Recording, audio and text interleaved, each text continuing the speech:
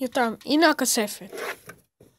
קצת צבעונית, אני יודע, פשוט רק אתמול הרכבתי אותה ולא היה לי זמן לתקן את הצבעים שיהיה בצבע אחיד. אז סיפרתי לך שזה גדול, תראה כמה זה גדול. השוואה ליד שלי, ענק. אז הנה מנעולה, הנה הדלת הכספת. הנה, הכפתורים.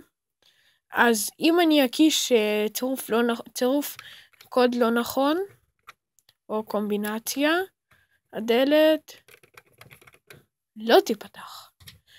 מהו הקוד הנכון? ירוק בהיר, תכלת וצהוב.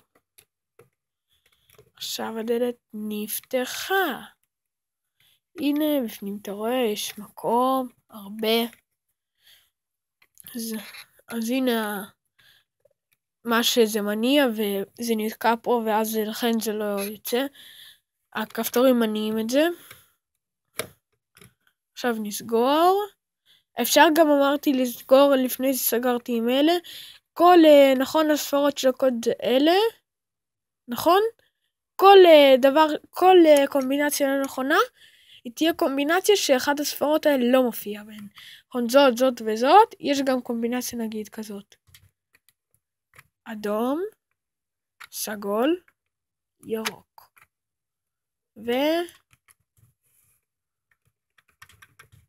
לא נפתח. אז מקווה שנהנית, הכספת די חזקה.